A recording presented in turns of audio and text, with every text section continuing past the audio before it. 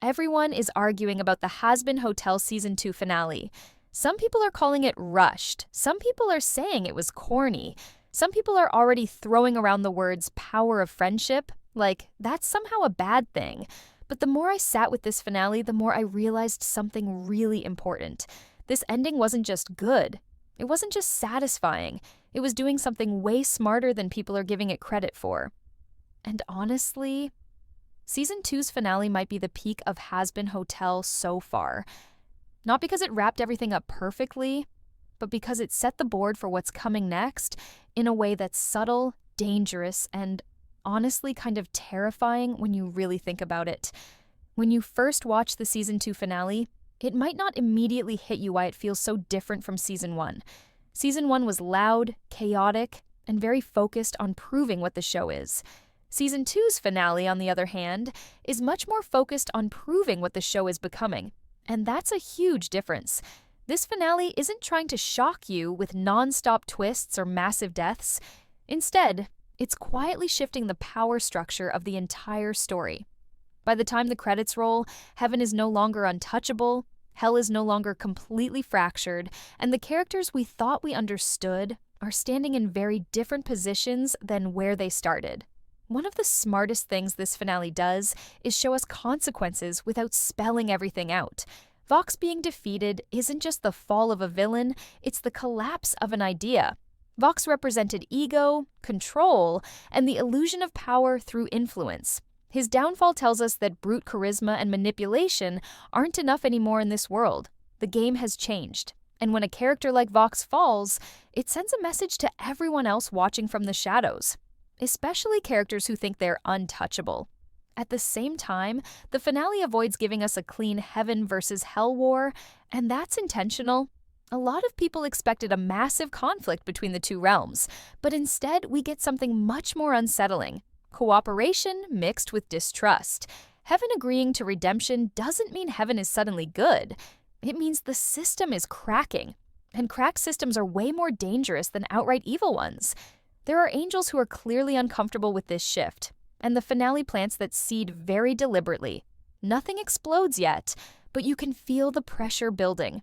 What really elevates this finale, though, is how character-driven it is. Almost every major moment ties back to who these people are at their core.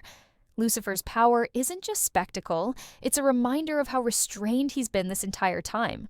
Charlie's win doesn't feel triumphant because it comes with emotional cost.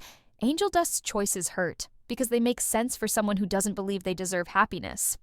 And Alastor doesn't even need to do much. His presence alone reframes everything. Season 1 ended with hope. Season 2 ends with tension. And that's why this finale feels like such a step up. It trusts the audience to sit with uncomfortable questions instead of giving easy answers. Who really has control now? What happens when redemption threatens the balance of power? And what happens when the people pulling the strings finally start looking at bigger prizes? This finale isn't the end of a story. It's the moment where the story finally realizes how dangerous its own characters really are. And that's why calling it peak might not even be exaggeration. One of the biggest reasons the Season 2 finale feels so heavy is because it completely reframes Lucifer as a character. Up until now, Lucifer has always felt powerful but distant. Almost passive, someone who clearly could do something but chooses not to. And the finale finally forces us to confront the question that's been hanging over the show since the beginning: just how strong is Lucifer really? The answer is honestly terrifying. The weapon that breaches heaven's barrier isn't just some random super device. It's powered by Lucifer himself. That matters, because it tells us that heaven's greatest defense wasn't broken by technology or strategy, but by raw power that's been sitting in hell this entire time. A lot of people argue that the angelic steel is what makes the weapon dangerous. And sure, that plays a role, but the finale makes it very clear where the real energy is coming from. Lucifer isn't just strong compared to other demons, he's strong compared to everyone. The fact that elder angels once had to limit him to prevent him from harming sinners suddenly makes so much sense. That wasn't a random rule. That was fear. Because if Lucifer was ever allowed to act freely, the balance between heaven and hell wouldn't just shift, it would collapse. What makes this even more interesting is that Lucifer himself doesn't seem interested in domination. He's not plotting revenge. He's not leading an uprising. If anything, he's tired. His biggest fear has never been losing power, it's losing Charlie. And that emotional weakness is exactly what makes him vulnerable. Power without ambition is dangerous, but power without awareness might be even worse. Lucifer doesn't realize how much attention he's drawn to himself by revealing even a fraction of what he's capable of. And that's where the real tension starts to build. Because someone does notice. Alastor isn't impressed by spectacle, but he understands leverage. He understands potential. And the moment Lucifer's power is put on display, it becomes obvious that Lucifer isn't just a ruler. He's a resource, one that has been heavily underestimated. The finale doesn't need to spell this out. A glance is enough. A pause is enough. Alastor doesn't rush toward power. He studies it. The idea that Lucifer might be the most powerful being in the entire story changes everything going forward. It raises questions about his punishment, about the true reasons behind heaven's rules, and about why certain lines were drawn in the first place. Lucifer being unable to hurt sinners isn't a plot hole. It's a safety measure, one that's starting to crack. And when restrictions start to fail, consequences follow. The finale doesn't turn Lucifer into a villain or a hero. It turns him into a wild card, someone whose existence alone destabilizes the world around him. And the scariest part? He doesn't even realize it yet. Vox's defeat is probably one of the most controversial parts of the Season 2 finale, and honestly, I think that's because people misunderstood what Vox was meant to represent. Vox was never supposed to be the final boss of Hasbin Hotel.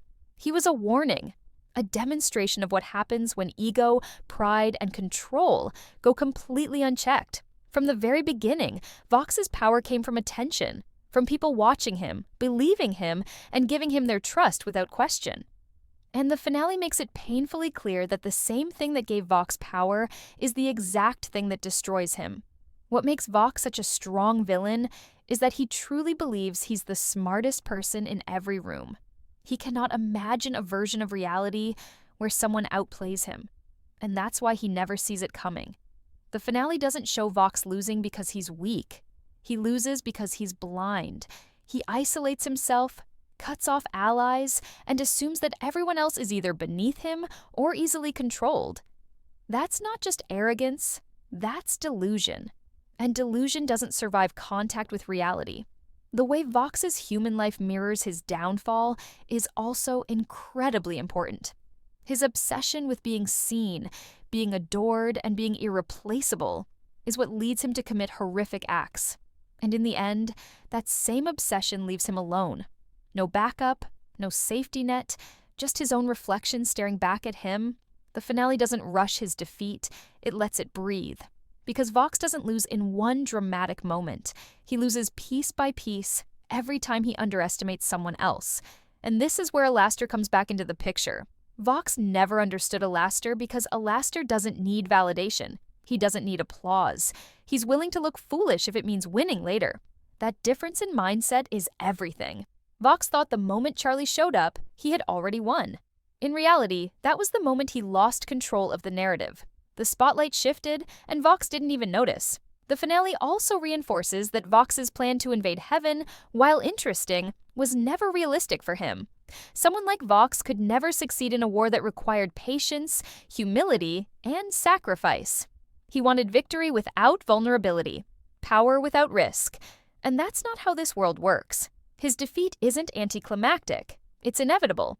Because Vox could never imagine a future where he doesn't win, and that inability to imagine loss guaranteed it. By ending Vox's story here, the finale clears space for something far more dangerous. Villains who don't need an audience. Villains who don't need to be loved.